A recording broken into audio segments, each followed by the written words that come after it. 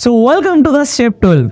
Well, अभी तक का मैं आपको एक छोटा सा इंट्रोडक्शन दे देता हूँ कि हम राहुल की बात कर रहे हैं, जो महज 18 साल का बच्चा है, जो कि एक मिडिल क्लास फैमिली से आता है और उसके सपने बहुत बड़े बड़े हैं, उसे बहुत बड़ा आदमी बनना है और उसके लिए वो तरह तरह के प्रयास भी कर रहा है।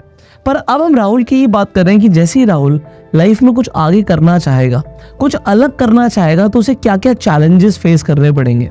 आज इस एपिसोड में हम बात करने वाले हैं ऐसे लोगों की जो राहुल के आसपास है, राहुल के खुद के माँ बाप, राहुल के रिश्तेदार, राहुल के दोस्त, राहुल के आसपास का जो सर्कल है वो उसे बहुत इन्फ्लुएंस करता है। अब होता क्या है, जब हम पॉजिटिव और नेगेटिव माइंडसेट के बारे में समझने की कोशिश कर रहे हैं, कुछ चीज़ें आपको समझनी पड़ेंगी। हम बात कर रहे हैं उन लोगों की जो पॉजिटिव है और जो नेगेटिव है। सबसे पहले मैं नेगेटिव लोगों की बात करूंगा, क्योंकि राहुल को, आपको क्या लगता है कौन से लोग ज़्यादा मिलेंगे? आप कहोगे नेगेटिव ही ज़्यादा मिलेंगे, क्योंकि हम लोगों को भी नेगेटिव लोग ज़्यादा मिलते हैं। नेगेटिव कौन होता है? नेगेटिव बेसिकली वो आदमी होते हैं, अगर आप कुछ भी करना चाहोगे तो वो साफ बोलेंगे आपके मुंह पे कि भाई तेरे से नहीं होगा। एग्जाम्पल के लिए राहुल की बात करते हैं। राहुल जिम में जाता है। आज वो सोचता है कि यार मैं डेडलिफ्ट मारूंगा और वो नया है, तो मान लेते हैं उसने 120 किलो लगा रखा है वेट। अब वहां पर कोई आदमी नेगेटिव है और साफ बोलता है भाई तेरे से नहीं होगा, तेरे बस की नहीं है, और राहुल हार मान लेता, बात खत्म हो गई। अगर राहुल कोशिश भी करता तो क्या होता? आप कहोगे कि यार अगर वो नया है तो शायद वो 120 किलो से डेडलिफ्ट नहीं लगा पाएगा। एग्जाम्पल है ये। इसी तरीके से कोई भी अलग काम अगर किसी को करना है, मान लीजिए कोई बिजनेस करना चाहता है, तो सबसे पहले आसपास के लोग क्या बोलेंगे? भाई तेरे से नहीं होगा। तो नेगेटिव लोग हमारे आसपास होते ही। अगर हम कुछ भी नया करना चाहते हैं, कुछ भी अलग करना चाहते हैं, तो साफ एक ही चीज आएगी कि ये नहीं हो सकता। अब मैं आपको कमाल की बात बताता हूं, जो नेगेटिव लोग होते हैं वो पॉजिटिव लोगों से 80% ज्यादा एक्यूरेट होते हैं। ये ज्यादा एक्यूरेट होते हैं। जो ये बोल रहे हैं ये सही बोल रहे हैं। ये सही बोल रहे हैं कि भाई नहीं हो पाएगा। ठीक है, मैं राहुल के दोस्तों की बात करता हूं। राहुल अपने किसी फ्रेंड के साथ जिम जाता है और राहुल चाहता है कि अच्छी फिजिक बनाना। राहुल एग्जाम्पल वहीं पे डेडलिफ्ट कर रहा था और वो 120 किलो से डेडलिफ्ट करना चाह रहा था। उसके फ्रेंड ने बोला कि नहीं हो पाएगा। उसका फ्रेंड नेगेटिव था और वो 80%, मैंने बोला, पॉजिटिव आदमी से ज्यादा एक्यूरेट है। बट राहुल, क्योंकि वो पॉजिटिव है, वो ऑप्टिमिस्टिक है, तो इन लोगों को मैं बोलता हूँ जो पॉजिटिव लोग होते हैं ना, थोड़े से आप कह सकते हो पागल होते हैं। अब पागल होते हैं, मैं यहाँ पे लिख रहा हूँ कि भाई ये आदमी तो मैड है, राहुल पागल है। राहुल जाता है, ठीक है, वो एक ट्रेनर से सीखता है कि किस तरीके से क्या पोज रखना होता है, बैक कैसी रखनी होती है, वो समझ लेता है कि किस तरीके से डेडलिफ्ट मारनी है। बट वो 120 किलो से डेडलिफ्ट लगाने की कोशिश करता है और उससे नहीं होता। अब क्या होता है कि जो उसका फ्रेंड है, जो उसके साथ जिम गया था, वो हंसने लगता है और कहता है कि मैंने तुझे बोला था ना, तुझसे नहीं होगा। अच्छा, अब राहुल ने ट्राई किया, बट उसका जो फ्रेंड था, जो नेगेटिव था, उसने ट्राई ही नहीं किया। जो राहुल पॉजिटिव था, पागल था, पर उसने ट्राई किया और उसके फ्रेंड ने ट्राई ही नहीं किया। राहुल क्या करता है, साइड से 20-20 किलो की प्लेटें निकाल देता है। तो 20 किलो इस तरफ से निकाला, 20 किलो इस तरफ से निकाला, 40 किलो कम हो गया। अब वो जो वेट बचता है वो महज 80 किलो होता है। राहुल ट्राई करता है और 80 किलो से राहुल डेडलिफ्ट कर देता है। बट उसका फ्रेंड अभी भी ट्राई नहीं करता और वो अभी भी राहुल पे हंसता है। बोला था ना 120 किलो नहीं होगा, तो 80 ही कर सकता है। बट राहुल ने अब 80 कर लिया, बट 80 से भी उससे ज्यादा रैप्स नहीं लगती, सिर्फ 3 रैप लगती है। वो 3 रैप मारता है, 3 रेपिटेशंस मारता है। अब अगले दिन आके राहुल फिर से करता है कोशिश और 3 की जगह 6 रैप कर देता है। अगले दिन वो 10 किलो और वेट मार लेता है और एक दिन आता है वो 120 किलो से डेडलिफ्ट कर लेता है। बात यहाँ पे डेडलिफ्ट की हो ही नहीं रही है सर, बात हो रही है इम्पॉसिबल करने की। कहने का मतलब क्या है, उसके फ्रेंड ने कोशिश ही नहीं करी, अगले दिन भी कोशिश नहीं करी और उसके बाद जिम ही छोड़ दिया कि मुझसे नहीं हो पाएगा। क्योंकि नेगेटिव लोग ज्यादा एक्यूरेट होते हैं, वो कोशिश भी तो नहीं करते, और कोशिश नहीं करते तो कुछ होता ही नहीं है। यहाँ पे समझो, राहुल और उसका फ्रेंड, राहुल पॉजिटिव है और उसका फ्रेंड नेगेटिव है। राहुल एक बिजनेस का आइडिया लेकर आता है अपने फ्रेंड के पास, कहता है ये बिजनेस करेंगे, और उसका जो फ्रेंड नेगेटिव है वो बोलता है कि ये नहीं हो पाएगा, और राहुल ट्राई करता है और राहुल फेल हो जाता है। और जो उसका फ्रेंड है उसने तो ट्राई नहीं किया, वो पहले ही फेल है। राहुल फेल हो गया, बट राहुल को सीखने को बहुत कुछ मिला। एक बिजनेस आइडिया के ऊपर उसने काम किया, उसने लोगों से मिला, क्लाइंट से मिला, उसे समझ आया कि क्या कमियां थी। उसने दोबारा से पहले एक आइडिया के ऊपर काम किया, जैसे मैंने आपको इससे पहले वाले स्टेप्स में बताया था कि हम एक आइडिया के बारे में सोचते हैं, वो नहीं चलता, फिर हम दूसरे आइडिया के बारे में सोचते हैं, तो फिर वो सेकंड आइडिया पे काम करना शुरू कर देता है राहुल, और अपने फ्रेंड को बताता है।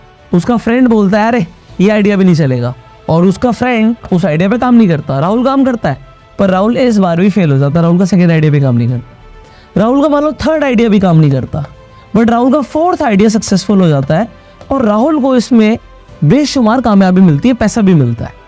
अब राहुल यहाँ पर पैसा कमाता है, और राहुल एग्जाम्पल के लिए अमीर हो जाता है, बट क्योंकि उसका फ्रेंड नेगेटिव था, उसने स्टार्टिंग में स्टेप नहीं लिया, और एंड में आके क्या होता है, उसका जो फ्रेंड है जहाँ था वहीं रहता है। तो नेगेटिव लोगों में और पॉजिटिव लोगों में क्या फ़र्क होता है, नेगेटिव लोग एक्यूरेट तो ज़्यादा होते हैं, बट क्योंकि वो एक्यूरेट ज़्यादा होते हैं वो डिसीजन लेते ही नहीं।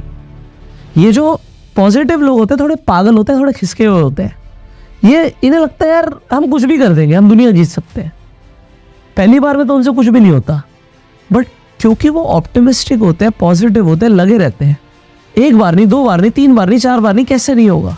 आपने वो मूवी देखी है ना माजी, तो माजी द माउंटेन मैन पहाड़ तोड़ देता है।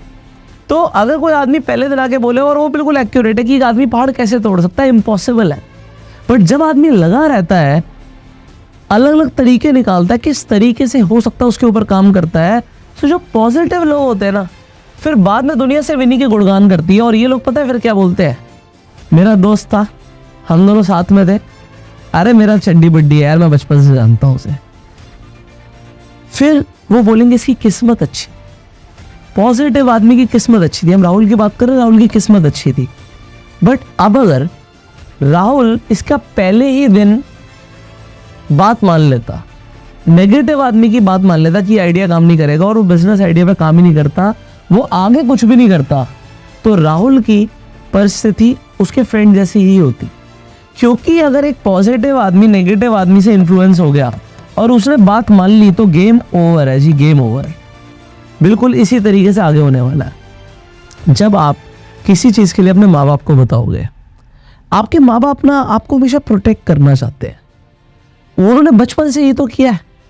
आप देखते हो एक ईगल अंडे देता है, उन अंडों को ना बिल्कुल चोटी के ऊपर एक घोंसला बना के रखता है, फिर जब वो जो एग्स है हैच होते हैं, उसमें से चूजे बाहर निकलते हैं, तो उसमें से कई सारे ईगल जो है ना उड़ना चाहते हैं, कोशिश करते हैं, गिर जाते हैं, और पत्थरों के ऊपर ना गिर गिर के उनकी मौत हो जाती है। बट इसका मतलब ये है कि कोई भी ईगल उड़ता नहीं है, कुछ तो होते हैं ना जो पंख फैलाते हैं और उड़ते हैं। ऐसा होगा ही होगा कि आप कुछ करोगे और आपको फेलियर मिलेगा। यहाँ पे वो ईगल के प्रोटेक्ट नहीं करना चाहता, प्रोटेक्ट करना चाहता है, पर उस ईगल के अंदर और हमारे माँ बाप में एक फ़र्क होता है। वो ईगल जानती है कि अगर वो जो उसके बच्चे हैं जो हैच हुए हैं, अंडे से चूजा निकला, अगर वो उड़े नहीं तो उन्हें आगे कोई स्नो लेपर्ड खा जाएगा, कोई वाइल्ड कैट खा जाएगी, उड़ना तो पड़ेगा। अगर जिंदा रहना तो उड़ना सीखना पड़ेगा। पर हमारे जो माँ बाप है ना वो अलग है। हमारे माँ बाप हमारी ना पूरी लाइफ की रिस्पॉन्सिबिलिटी लेने के लिए रेडी रहते हैं। वो चाहते हैं कि हम उड़े, पर बिल्कुल ऐसे एनवायरनमेंट में कि हमें चोट ना लगे, हमारा कोई नुकसान ना हो। वो इस एनवायरनमेंट में चाहते हैं कि हम ग्रो हो, बट ऐसा होता नहीं है। अगर आपको लाइफ में ग्रो करना ना तो ठोकर तो लगेगी। आपको बादाम खाने से अकल आनी होती तो बचपन से माँ आपकी बादाम दे रही। लाइफ में आप बिजनेस करते हो, ठोकर लगती है, जब ठोकर लगती है तो अकल आती है। कहने का मतलब यहाँ पर ये है कि आपके सबसे पहले जो माँ बाप है ना वो भी कहीं ना कहीं नेगेटिव अप्रोच अपनाते हैं। वो एक्यूरेट होते हैं, वो आपका भला चाहते हैं, आपको प्रोटेक्ट करना चाहते हैं, पर वो भी नई चीज़ों के लिए ना ज़्यादा ओपन नहीं है। देखो बचपन से उन्होंने आपको क्या सिखाया है। बचपन से हमारे माँ बाप हमें सिखाते हैं कि अजनबियों से बात मत करो, अजनबियों से दूर रहो। बिल्कुल सही है, किसी से कुछ लेना मत, किसी से बात मत करना।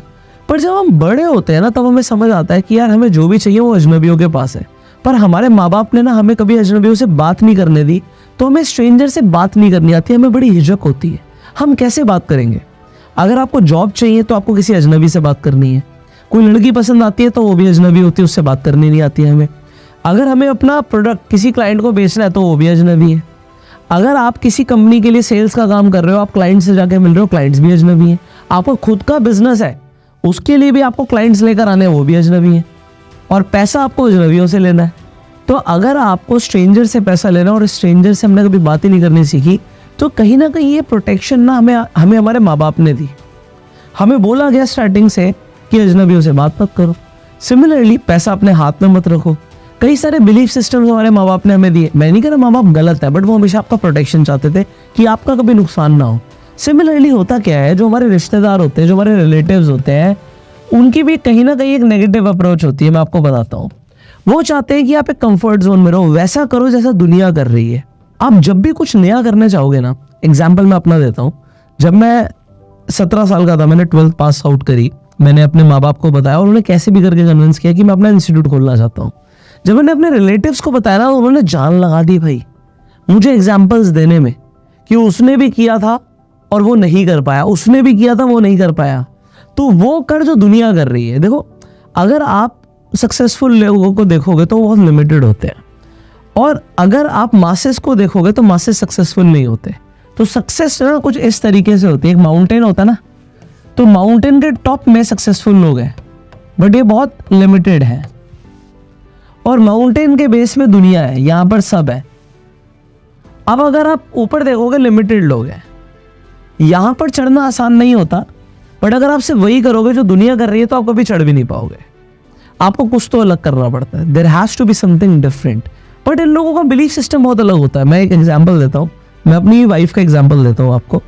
अब मेरी वाइफ का एक बिलीफ सिस्टम है, मैं पॉजिटिव नेगेटिव की बात नहीं कर रहा, एक बिलीफ सिस्टम है। एग्जाम्पल के लिए, मेरी वाइफ के सोने के उठने से पहले मैं उठ जाता हूँ और मैं सुबह सुबह अपने वर्कआउट के लिए, जिम जाना या स्पोर्ट्स खेलना, उसके लिए निकल जाता हूँ।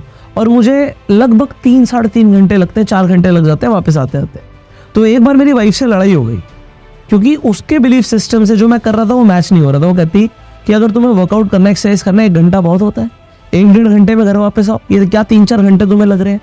तो मैं उसे समझा नहीं सकता कि मैं क्या कर रहा हूँ, समझाना भी मुश्किल हो जाएगा। अगर मैं समझाऊंगा भी तो उसका बिलीफ सिस्टम समझने नहीं देगा, क्योंकि उसने बचपन से ही देखा है कि अगर 1 घंटा भी एक्सरसाइज करी जाए तो बहुत होती है यार।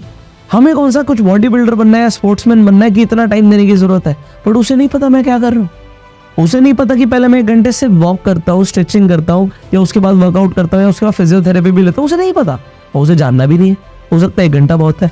सिमिलरली अगर आप कुछ अपने रिलेटिव्स को समझाने की कोशिश करोगे ना कि मैं भाई ये बिजनेस करना चाहता हूँ, तो वहां पर सबसे पहले वो बहुत सारे नेगेटिव एग्जांपल्स आपके सामने लाएंगे, स्टोरीज लाएंगे, और वो बोलेंगे इस पे भरोसा करो, इस पे बिलीव करो, ऐसा ही होता है, यही सच है। और वो भी गलत नहीं, क्योंकि उन्होंने देखा ही वही है। जो उन्होंने देखा वो आपको बताने की कोशिश करते हैं। एग्जाम्पल के लिए, मेरे फादर के एक फ्रेंड थे जो एक सिविल इंजीनियर थे, और उनकी पोस्टिंग कश्मीर में थी। अब वो गवर्नमेंट जॉब कर रहे थे और वो बहुत खुश थे। गवर्नमेंट ने उन्हें काफ़ी अच्छी फैसिलिटीज़ प्रोवाइड कर रखी थी, घर प्रोवाइड कर रखा था, गाड़ी प्रोवाइड कर रखी थी। तो एक इंजीनियरिंग करने के बाद वो लाइफ में एक अच्छी स्टेज पर चले गए। और मेरे फादर कहते थे कि बेटा तू भी इंजीनियर बन, तेरी भी लाइफ ऐसी होगी। वो मुझसे फ़ोन पे बात कराया करते थे, और वो जो अंकल थे अपने अकॉर्डिंग मुझे बेस्ट गाइड करते थे। बट एक बार मैंने बोला उन अंकल को कि भाई मैं अपना बिजनेस करना चाहता हूँ, तो उन्होंने भी मुझे समझाने की बहुत कोशिश करी कि भाई ये मत कर। और उन्होंने मेरे फादर को भी समझाया कि भाई ये नहीं करके जो हम बता रहे हैं वो करने में क्या फ़ायदा है। और वो गलत नहीं है, वो अपने एक्सपीरियंस के हिसाब से बिल्कुल ठीक बोल रहे हैं। पर लोग ना दूसरे का एंगल समझना ही नहीं चाहते। आप समझ रहे हो, लोग दूसरे की साइड से ना पिक्चर को नहीं देखना चाहते। जो वो सोचते हैं, जो वो समझते हैं, जो उनका बिलीफ सिस्टम है, बस वही सही है। एग्जाम्पल, आप लाइफ में सक्सेसफुल हो जाते हो, पैसा कमाना भी शुरू कर देते हो, मान लेते हैं, बट आप घर पे बताते हो कि मुझे एक लड़की से प्यार हो गया है और मैं लव मैरिज करना चाहता हूँ। तो कई सारे ऐसी फैमिलीज होंगी, जैसे आप बोलोगे लव मैरिज, उनके दिमाग का अलार्म बज जाएगा, एक अलार्म बज जाएगा, ना ना ना, ये हमारे बिलीफ सिस्टम से मैच नहीं करता। जैसे ही कोई ऐसा पजल आता है, कोई ऐसा बीच में पजल आता है जिस पजल से उनका पजल सॉल्व नहीं होता, तो लगता है ना अलार्म बज गया, एक अलार्म बज जाता है कि नहीं यार ये कुछ अलग है। और आगे सुनने से पहले कि क्या फैमिली है, क्या लड़की है, क्या करती है, कुछ नहीं सुनना, लव मैरिज गलत है, बाद में सुनेंगे। पहले हम अपना सुना दें कि लव मैरिज गलत है, और वो आपको कई स्टोरीज बताएंगे, उसने भी लव मैरिज करी थी, देख कहाँ है आज, क्या उनकी मैरिज सक्सेसफुली, डिवोर्स ले लिया उन्होंने, इतने टाइम भी शादी नहीं चली, ऐसा होता है वैसा होता है। So they will give you so many reasons कि जो हम मानते हैं उस पर भरोसा करो। बट अब मैं राहुल को क्यों बता रहा हूँ ये फाइनेंशियल ट्रांसफॉर्मेशन के लिए क्यों ज़रूरी है। मैं राहुल को ये बताना चाहता हूँ कि भाई आप लाइफ में कुछ भी करोगे, आपको ऑपोजिशन मिलेगा, रेडी रहना, आपको रिजेक्शन मिलेगा, रेडी रहना। अगर आप लोगों की बात पे जाओगे तो लोग नेगेटिव मिलेंगे, ज्यादातर लोग नेगेटिव होते हैं। दुनिया सिर्फ पैर खींचती है, हाथ पकड़ के ऊपर उठाने वाले लोग बहुत कम होते हैं। सिर्फ एक इंसान है जिन्हें आपके ऊपर अपने से भी ज्यादा भरोसा होगा, वो होंगी आपकी माँ।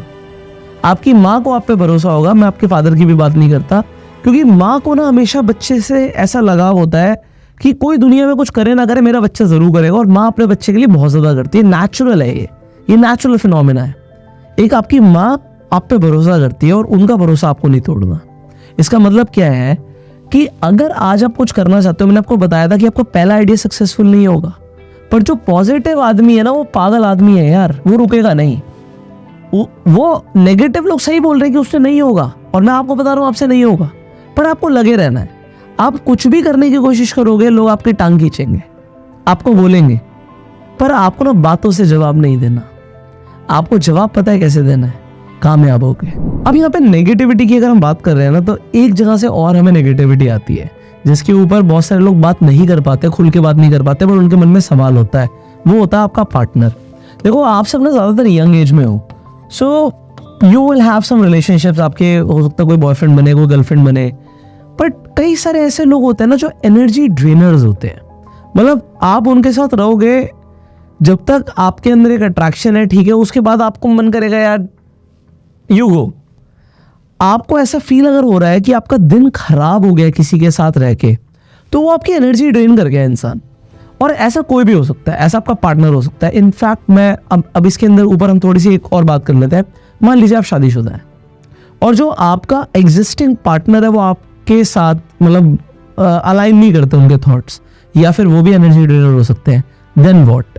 अब इसके ऊपर आपको थोड़ी सी पर्सनल काउंसलिंग लेनी पड़ेगी, उसके लिए सेशन नहीं है। बट पॉइंट यहाँ पर यह है कि नेगेटिव तो भाई कोई भी हो सकता है, नेगेटिव आपका पार्टनर भी हो सकता है। अब अगर आप यंग एज में हैं, आपका कोई बॉयफ्रेंड है, कोई गर्लफ्रेंड है, वो आपके एनर्जी ड्रेनर्स हैं, सर बिलीव करना, आप मानो ना मानो, ये वाली नेगेटिविटी से आपको दूर जाना ही पड़ेगा। इसका मतलब है अवॉइड। अगर आपको लगता है कभी कोई लड़की है, मैं उसके साथ रहता हूँ, ठीक है, एक अट्रैक्शन है, पर यार मुझे ऐसा फील होता है कि दिन खराब हो गया और ये बहुत एनर्जी खराब करती है, तो आपको फील हो जाएगा कौन से ऐसे लोग हैं जो आपकी एनर्जी ही ड्रेन कर देते हैं और आप किसी काम के नहीं रहते। आपको ऐसा फिर कुछ करने का मन नहीं करता, फिर कुछ काम करने का मन नहीं करता, आपको लगता है यार प्रोडक्टिविटी बहुत हैम्पर हो रही है। तो आप एक ऐसी एज में हो कि यहाँ पर ना आपकी लाइफ दाव पे लगी हुई है भाई, ठीक है। आप इस एज में अपनी जिंदगी बना रहे हो और कुछ ऐसे रिश्ते हो सकते हैं, कुछ ऐसा टाइम पीरियड हो सकता है जिसमें आप अपनी लाइफ को ना डायमेंशन ही दूसरी दे दो और आप अपना ज़िंदगी का ना काफ़ी सुनहरा टाइम ख़राब कर लो।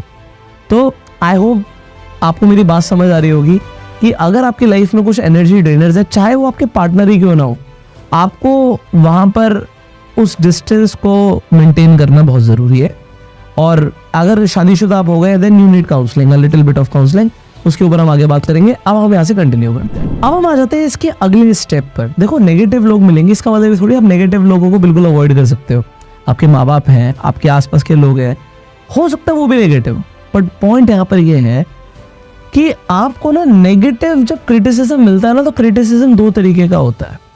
यहाँ पर क्या होता है कि एक कंस्ट्रक्टिव क्रिटिसिज्म होता है और एक डिस्ट्रक्टिव क्रिटिसिज्म होता है। अब ये कंस्ट्रक्टिव और डिस्ट्रक्टिव में क्या फ़र्क होता है? कंस्ट्रक्टिव क्रिटिसिज्म का मतलब क्या होता है? एग्जाम्पल के लिए आप मुझे आके अपना कोई बिजनेस आइडिया बताते हो, मैं आपका बिजनेस आइडिया सुनता हूँ और उसके बाद मैं बोलता हूँ ये बिजनेस आइडिया नहीं चलेगा, तो आप मुझे भी नेगेटिव बोलोगे कि भैया आदमी नेगेटिव है। बिल्कुल ठीक है, मैं नेगेटिव हूँ। बट अगर मैंने आपको बोला है बिजनेस आइडिया नहीं चलेगा और उसके बाद मैं आपको ये बताता हूँ, देख भाई ये बिजनेस आइडिया इसलिए नहीं चलेगा क्योंकि शायद ये बिजनेस इतना स्केलेबल नहीं है। अभी जो आप आइडिया मुझे बता रहे हो ये इतना स्केलेबल नहीं है, इसके अंदर हम ये चेंजेस कर सकते हैं जिससे इसकी स्केलेबिलिटी बढ़ सकती है, मासेस तक पहुंच सकता है, हमारे प्रॉफिट मार्जिन थोड़े से कम हो सकते हैं, बट हम ज़्यादा लोगों से मान लीजिए हम ज़्यादा रेवेन्यू इकट्ठा कर सकते हैं। तो ये वाला आइडिया के ऊपर आप काम कर सकते हो। तो मैंने क्या किया, मैंने आपका आइडिया सुना और सुनने के बाद आपको एक कंस्ट्रक्टिव क्रिटिसिज्म दिया कि मैंने आपको ये तो बताया कि आपका आइडिया नहीं चलेगा, पर मैंने आपको ये भी बताया कि क्यों नहीं चलेगा और क्या इंप्रूव करना है। सो दो चीज़ें होती हैं, वाई, जो बोला क्यों बोला, और हाउ कैन आई इंप्रूव, मैं कैसे इंप्रूव कर सकता हूं। मैंने बोला सीधा सीधा कि राहुल तू बहुत बेकार है, बहुत घटिया आदमी है एग्जाम्पल के लिए। अब आपका हो गया यार ये तो बहुत गंदी बात हो गई, तो ये क्रिटिसिज्म हो गया। बट मैं राहुल को बोलूं, राहुल आज पार्टी के अंदर आपका बिहेवियर अच्छा नहीं था, क्योंकि आपने ऐसा किया, आपने उस महिला से बात करी और उस बात करने के तरीके में ये गलतियां थी। अगली बार के लिए आपको क्या क्या ध्यान रखना है कि अगर आप किसी से बात करो इस तरीके से बात करो, इन चीजों का ध्यान रखो। अब क्या हो गया, अब ये हो गया कंस्ट्रक्टिव क्रिटिसिज्म। बट लोग क्या करते हैं, ज्यादातर लोग सिर्फ डिस्ट्रक्टिव क्रिटिसिज्म देते हैं, सिर्फ बुराई बुराई बुराई, ये ऐसा है वो वैसा है, इसके अंदर ये कमी है उसके अंदर वो कमी है। पॉइंट यहाँ पर ये है कि अगर आप किसी की बात को सुन रहे हो तो भाई लोग आपको दोनों तरीके के क्रिटिसिज्म देंगे। अब इस कैटेगरी के जो लोग हैं ना, जो कंस्ट्रक्टिव क्रिटिसिज्म देते हैं, इन्हें तो आपको अपने पास चिपका के रखना है भाई, क्योंकि ये आपके वेल विशर्स हैं। अगर कोई आपको ये बोलता है कि तुझसे नहीं होगा, ठीक है, ये नेगेटिव हो गया। क्यों नहीं होगा, तो अगर आपको ट्रेनर बोलता है भाई ये मत कर 120 किलो, ये तेरे से नहीं होगा, ये अभी बहुत ज्यादा वेट है आपके लिए, आप एक काम करो कि अभी आप ये करो, थोड़ा इंप्रूव करो और उसके बाद हो सकता है। तो यहां पर ट्रेनर क्या चाहता है, ट्रेनर आपकी भलाई चाहता है कि आप ऐसा ना करें। क्यों ना करें वो रीजन दे रहा है, बट वो आपके मुंह पे ये नहीं बोल रहा भाई तेरे से कुछ नहीं होगा, मतलब समझ रहे हो, मैं इसके आगे शब्द नहीं बोलना चाह रहा। कहने का मतलब क्या है, जो लोग होते हैं आपके आसपास, आपके फ्रेंड सर्कल होते हैं, जब भी आप कुछ अलग हटकर कुछ नया करना चाहोगे ना, वो सिर्फ टांग खींचेंगे। बट अगर उसमें से एक फ्रेंड आपके पास ऐसा है जो आपको बोलता है कि नहीं हो पाएगा, पर क्यों नहीं हो पाएगा उसमें आइडियाज देता है, तो उसकी सुनो।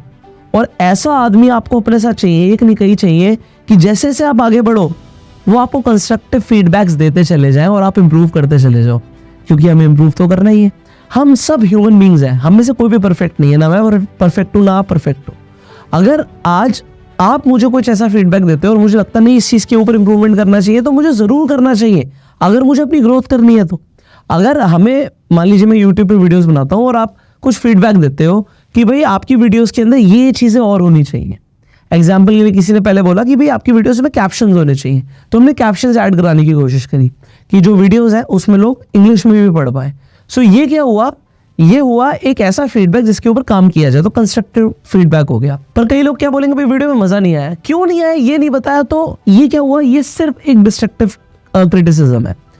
मजा नहीं आया, क्यों नहीं आया, मतलब अगर कोई मुझे बोले आपकी सारी वीडियोस बेकार हैं, तो शायद ये मैं मानने के लिए रेडी नहीं हूँ, क्योंकि मुझे पता है कि इन वीडियोस में जो भी इस चैनल के ऊपर है उनमें क्या वैल्यूज है, तो उसके अंदर इतना इन्फॉर्मेशन है कि कई सारे लोगों की बहुत हेल्प हो रही है ऑलरेडी।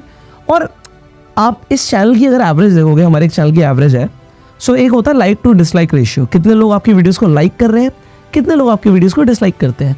अगर किसी भी वीडियो पे मुझे लगता है 99% से ऊपर का लाइक रेशियो है, तो मुझे लगता है कि इस वीडियो से लोगों को वैल्यू मिल रही है। अगर किसी वीडियो पे मुझे लगता है कि भाई 98.4% का लाइक टू डिसलाइक रेशियो है, मतलब लोगों को ये वीडियो थोड़ी सी कम पसंद आई है। बट ये बहुत अच्छा होता है अगर आप यूट्यूब के हिसाब से देखोगे। बट अगर किसी वीडियो पे पहुंच गया 97%, इट मीन्स कि इस वीडियो में कुछ ना कुछ गड़बड़ थी। और अगर किसी वीडियो में आ गया 99.6%, 4%, इट मीन्स कि ये वीडियो लोगों को बहुत ही ज़्यादा पसंद आ रही है। तो मैं 0.4% लोगों को इग्नोर कर सकता हूँ, बट वहाँ पे मैं 3% लोगों को इग्नोर नहीं करना चाहता। सो ये क्या हुआ, ये एक तरीके से हो गया मेरे लिए कि मैं कैसे एक वैल्यूएशन कर रहा हूँ अपने कंटेंट की। सो मुझे पता है ज़्यादातर वीडियोस जो हमारी हैं वो 98% से ऊपर की कैटेगरी में आती है। और अभी इस चैनल पे जो लेटेस्ट आपका हो गया 100, 200, 300 वीडियोस है, वो ज़्यादातर वीडियोस 99% से ऊपर की लाइक टू डिसलाइक रेशियो की कैटेगरी के अंदर है। इसका मतलब है लोगों को कंटेंट काफ़ी पसंद आ रहा है। आप समझ रहे हो, तो ये मुझे समझ आ रहा है। बट इसके अंदर भी हम और इम्प्रूव करने के लिए रेडी है कि अगर कोई कंस्ट्रक्टिव फीडबैक्स आते हैं तो उसके ऊपर हम काम करने के लिए रेडी है। सिमिलरली राहुल को एक चीज़ समझनी है कि लाइफ में हमेशा इम्प्रूव करना है, हमेशा इम्प्रूव करना है, झुक के चलना है, सीखना है और इम्प्रूव करना है। बट अगर नेगेटिव चीज़ों को दिल से लगा लोगे ना, तो आपकी सेल्फ इमेज पे भी आपको दिक्कत आएगी। Self image in the sense Rahul अपने बारे में क्या सोच रहा है। अगर राहुल को कोई बोल देगा यार तू बेकार आदमी है, और राहुल ने मान लिया कि मैं बेकार आदमी हूँ, तो फिर वो मान लिया उसने। इम्प्रूव कर भाई, क्यों, ऐसा क्यों है। नेक्स्ट वीडियो में हम इस क्यों के ऊपर बात करने वाले हैं कि किन किन चीज़ों को हम चैलेंज करेंगे। जब हम चैलेंज करेंगे तो हम अपने आप को और ज़्यादा स्मार्ट बना सकते हैं। सो वो चैलेंजिंग करना क्यों ज़रूरी है। देखो अब ये चीज़ें यहाँ पर क्यों डिस्कस हो रही है, क्योंकि अभी आप कहोगे यार फाइनेंस की बात है तो सीधा आ जाओ म्यूचुअल फंड पे, SIP पे, स्टॉक मार्केट पे, इन्वेस्टमेंट पे, ये सब बात की बातें हैं यार। ये तो दुनिया बात करी, हम बहुत बार बात कर चुके हैं। ये तो फाइनेंशियल प्लानिंग की चीजें हैं। मैं अभी बात कर रहा हूँ राहुल को इंसान बनाने की। राहुल को अगर एक्चुअल में बहुत अमीर बनना है तो उसका फाउंडेशन बहुत स्ट्रांग होना चाहिए। हमें बुर्ज खलीफा तैयार करना है भाई, तो पहले हम फाउंडेशन स्ट्रांग करेंगे कि अगर उसके बिलीफ सिस्टम स्ट्रांग होंगे, उसके मॉरल स्ट्रांग होंगे, राहुल की पर्सनालिटी स्ट्रांग होगी, राहुल का एक रिच माइंडसेट होगा, तो पैसे को वो अट्रैक्ट करेगा। और फिर फाइनेंशियल प्लानिंग के जो लेसन है वो तो इस सीरीज में मिलने ही है आपको, वो आपके बहुत काम आएंगे। पर उससे पहले आप पैसे को अट्रैक्ट तो करो, ऐसे आदमी तो बनो, क्योंकि अभी बचपन से हमारे बिलीफ सिस्टम्स काफ़ी हिले पड़े हैं भाई। और फिर ये नेगेटिव लोग तो छोड़ते ही नहीं है कुछ भी, ये तो मिलते ही हैं हमें, और ये ज़्यादा एक्यूरेट भी होते हैं। फिर ये लोगों का मजाक भी उड़ाते हैं और इंसान सोचता है यार मेरे से कुछ नहीं हो पाएगा, और फिर वो भी इन्हीं की कैटेगरी में आ जाता है और फिर वो लोगों की भी टांग खींचना शुरू कर देता है। एक एक्सपेरिमेंट हुआ था, अगर आपको इस एक्सपेरिमेंट के बारे में पता हो तो क्या हुआ कि एक पिंजरे के अंदर ना कई सारे बंदरों को रखा गया और वहाँ पर एक सीढ़ी लगाई गई और उसके ऊपर केले रख दिए गए। तो वहाँ पर क्या था कि बंदर जैसे ही उस सीढ़ी पे चढ़ता केले लेने के जाने के लिए, केले उठाने के लिए, तो उसके ऊपर पानी डाल दिया जाता। अब फिर कोई बंदर ट्राई कर रहा, उसके ऊपर पानी डाल दिया, फिर कोई बंदर ट्राई कर रहा, उसके ऊपर पानी डाल दिया। तो हुआ क्या, बंदरों ने ट्राई करना छोड़ दिया। अब क्या हुआ, उस पिंजरे के अंदर एक नए बंदर को डाला गया। उस बंदर ने केले देखे, वो सीढ़ी पे चढ़ने लगा।